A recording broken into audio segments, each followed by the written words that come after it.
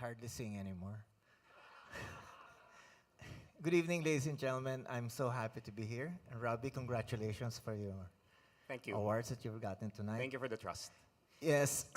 So we're going to introduce the Apple segment, and Tito Audie wanted us to just tell you a short story on how that whole thing started.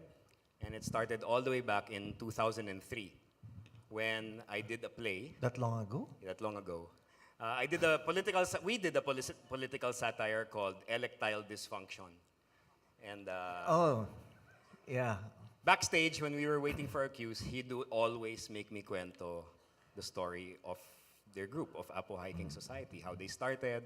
They were 12, they eventually ended 3, and I told him, you know, you should make that into a show one day or a movie. 10 years later, in 2013, we did Grease, Nine Works Theatrical, and Buboy guested in our show as the teen angel. And after one show, he said, Sabi ko, Rob, are you still interested in that, making a play out of the music of the Apo? And sabi niya, yeah, sure. So I go, you know, we don't want to get involved in this musical. If you're going to do, just make a story. Create a story, submit it to us, and we will just say yes or no. It's a nice story. We can do that. And then he kept on making kulit, getting in touch with me, and talking to me and asking me about our group. So I go, teka, don't do a an autobiography of us. Just write a new story. When he gave me the script, the first drafts, so I go, you're trying to tell a story, but it's not ours. Yeah. Anyway, sabi niya, no, pwede naman ma-excuse naman talaga pag nasa theater na ma-excuse naman na you can be as close to the real story as you can get, but it's not really the story until we finally saw the finished product. yeah. And it's not our story. Yeah, so But it's pretty close. yeah, so when he did Grease, that was in 2013, and then we did a rerun in 2014. That's when I started writing Musikal nAPO. That summer, it was supposed to have been workshopped under a stage camp. And then I sent him version 1.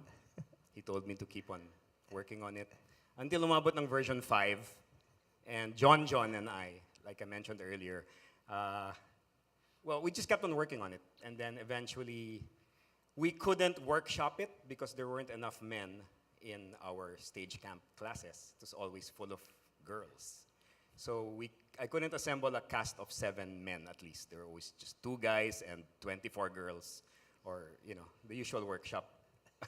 So it kind of got shelved, and then in 2017 again, Globe Live Joe said, "Let's do a musical," and I said, "An original musical," and I said, "I wrote one 3 years ago. Would you be interested?" And the rest is history. So yeah, by the time Globe Live came in, that was version 8, and we opened last year with version 28, and we closed with version 30. And this year, we opened with version 31 and closed with version 33. So it's evolving. Yeah. It's not yet done. So. And Robbie, actually, I'd like to tell everybody, congratulations. It's a work of genius for me.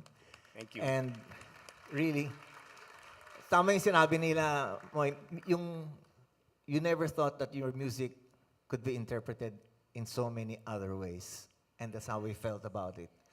And congratulations. And you know the Apo, well, in our career, in our 40 plus years, we've always been working for OPM. In fact, not known to many, we were the ones who coined OPM. OPM. It was original Filipino music. And as of tonight, after this, I think we should keep on working for original Filipino musicals. I agree. OPM is original Filipino musicals. I personally would like to thank Boboy and Danny and Jim and even Louis Ocampo for Ewan for, again, entrusting their songs with us. So without further ado, Moy, yung company, kaibiganin mo lang to. Gagawang kayo ng kwento kaagad. Di ba, Moy? Anyway. Okay. Okay. Let's go to the Yeah. to the note. So What did we prepare? we prepared the short segments. Yeah. If you haven't seen it, this is not how we depicted it. It's a different version. It's a cast of 18, and unfortunately only 12 can come. But we will give you the beautiful music of Apo Hiking Society, our version. Please welcome the cast of Eto Na, Musikal na po.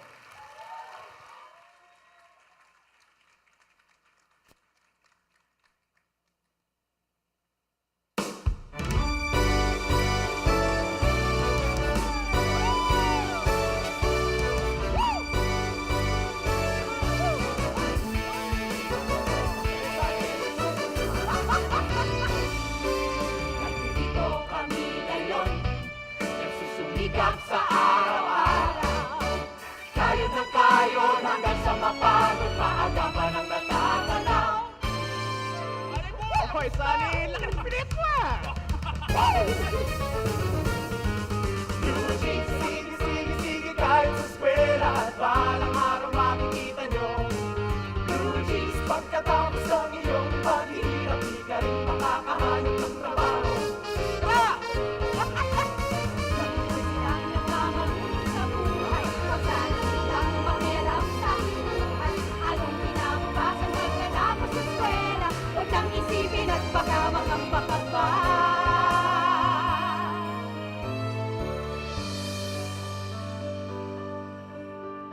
Batang-bata ako, nalalaman ko to. Inaamin ko rin na kulang ng aking nalalaman at nauunawaan. Ngunit kahit ganyan ang kinalalagyan, alam ko na may karapatan ng bawat nilalang. Kahit bata pa man,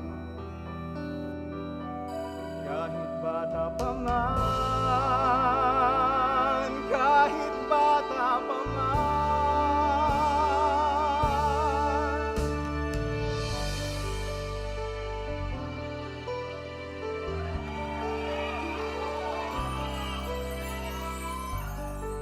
Nagkakilala nang hindi sinasadya. Ikaw lang ang napansin, nahuli sa isang tingin at sa pagbati mong napakalambing. Di mo malimutan kung kailan nagsimula matutong ikaw lang ang mahalin. At di mo malimutan kung kailan mo natikman ang tamis ng iyong halik. Yakap na napakahigpit, Pag-ibig na tunay ang damdamin.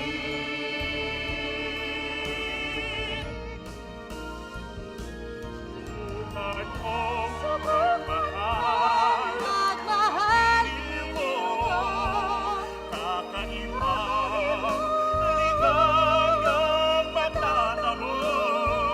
ang magmahal. Ang magmahal, Di ko nang iba'y di ko gagawin.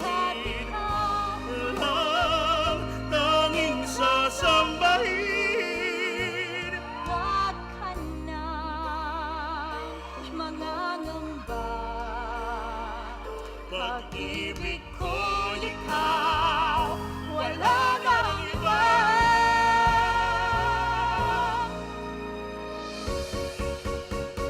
Shubi-dubi-duwa, panalangin ko sa habang buhay.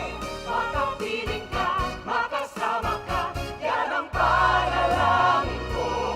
At hindi makaya ang pusong ito, mawala